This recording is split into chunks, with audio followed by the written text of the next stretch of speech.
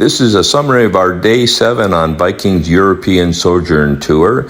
This was a very busy day on our tour. First of all, we saw 2 fortresses. The first one was the Belogradchik Fortress, and the second one was the Vida Fortress in Vidin itself. We then wandered the town on our own, and we saw a Jewish cultural center as well as the St. Nicholas Church.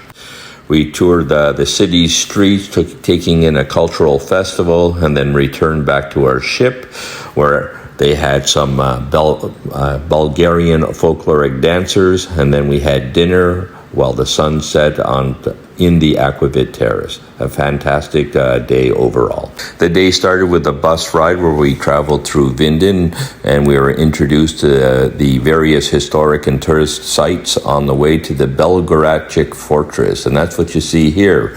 This fortress was built in the 1st century AD, I believe, by the Romans. It first started out as a Roman watchtower or lookout, so they could observe what was going on in the valleys here, because it was one of the only entrances to this section of Bulgaria. And from there it was expanded. What was fantastic about this particular tour was not only was the fortress incredible to see, but the rock formations were just amazing. So these rock formations, especially the higher up sections, served as a natural defensive wall. So the Romans, when they built their watchtower, only had to build fortifications on one section. The other interesting aspect of the rock formations is that they resemble various things, such as 2 people kissing, a gorilla in one aspect, and an elephant on another rock face.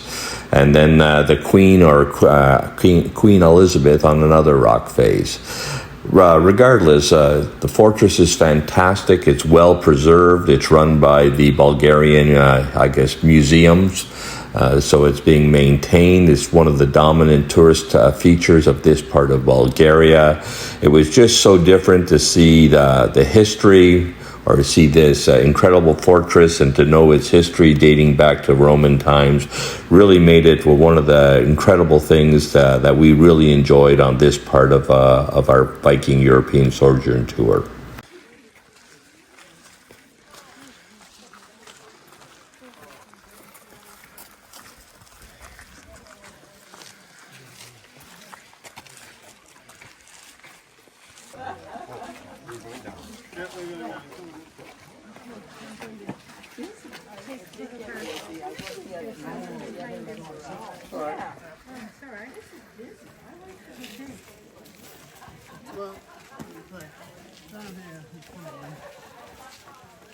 Belogradchik Fortress has 3 levels, and when I say 3 levels, I should say 3 gates. You're looking at the 3rd gate, or the part of the fortress in the 3rd gate.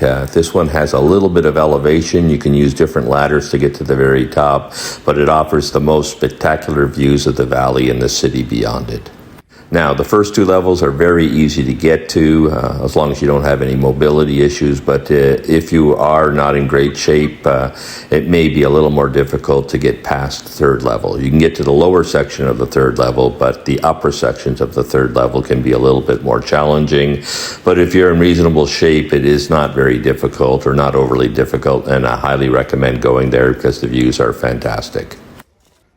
This part of the video shows what the fortress looks from the very upper sections of the 3rd level. You can see in the distance here, that is the gate into the 3rd level, and this is the portion of the fortress that would have been built by the Romans. I think that's the 2nd gate.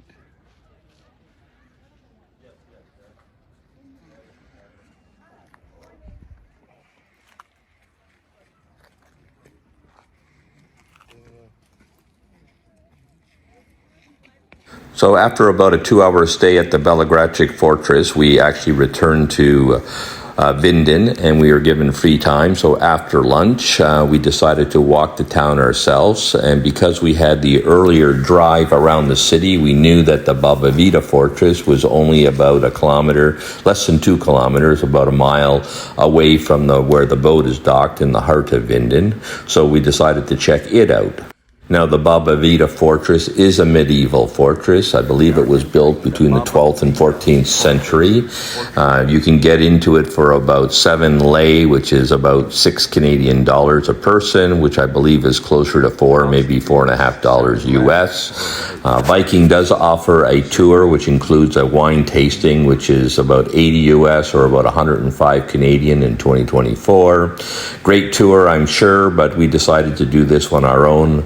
It's a lot cheaper, and we actually didn't want to go for a wine tour, so that was our main reasoning for not going.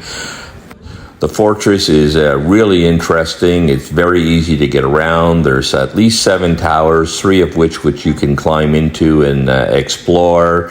One of the interesting things is in the lower or center courtyard, they have a number of rooms. Each one has artifacts, so it is definitely a museum. A lot of the placards, or all the placards, are not only in Bulgarian, but they also are in English, so you can follow along and really understand the history of this particular fortress. My understanding is that this is the only fully intact, preserved medieval fortress still in existence in Bulgaria. One note of caution, it is cobblestones here, and some of the stones are worn smooth, so wear a good pair of running shoes with good traction. Now, the fortress does contain a lot of artifacts, such as armament. So in these particular cases, they were showing what the dress, armor, as well as arms that the commoners as well as the professional soldiers would wear. They had other sections of the museum where they showed where they had a chapel, a torture chamber, and so forth. So everything you would expect to see in a fortress, they had displays of.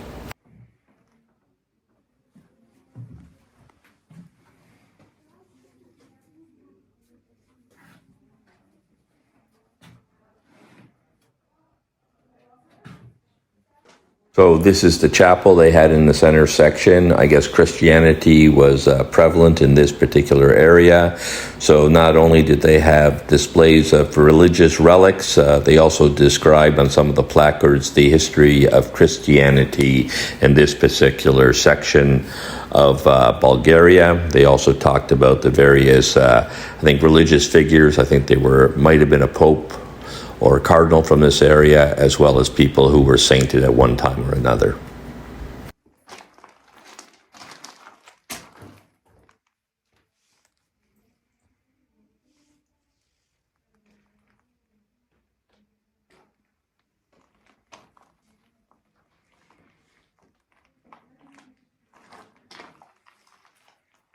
Of course, no tour of a fortress would be complete without a display of a torture chamber. They didn't have much here other than a rack with a skeleton put on top of it, so what you would expect, and obviously they had it here. I don't know the significance of the skull in the rock, but it made for an interesting display anyways.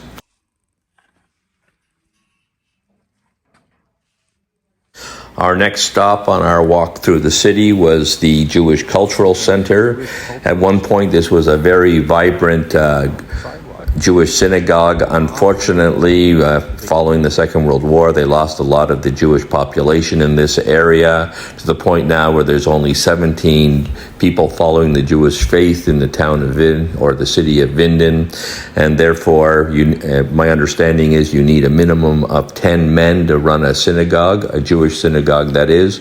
They wasn't available, so this particular synagogue fell into disrepair. Fortunately, it was acquired by the state, or the country of Bulgaria, who then solicited funds, and it was renovated. So it now serves as a cultural center, and it houses much of the history on these placards of the Jewish faith in this part of the country. So beautiful center. I love the fact that they are remembering its past as well as using it for community events.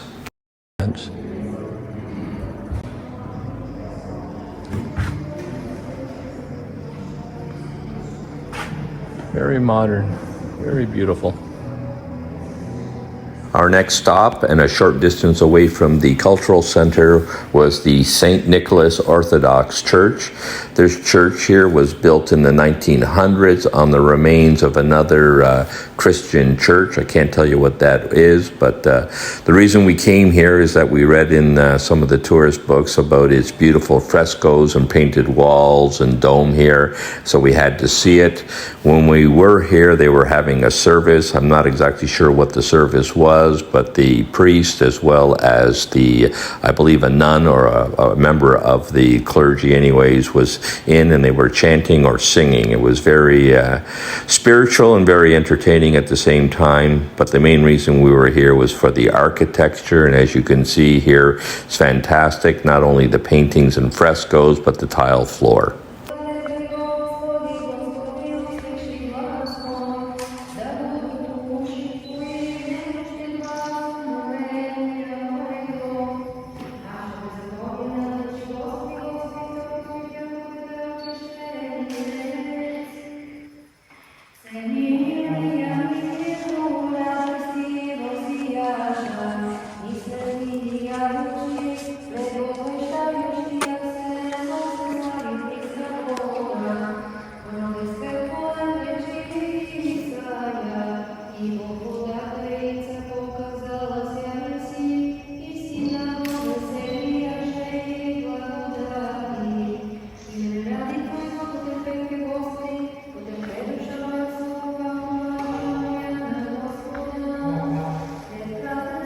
So, after visiting the St. Nicholas Church, we headed back to the Viking Vida.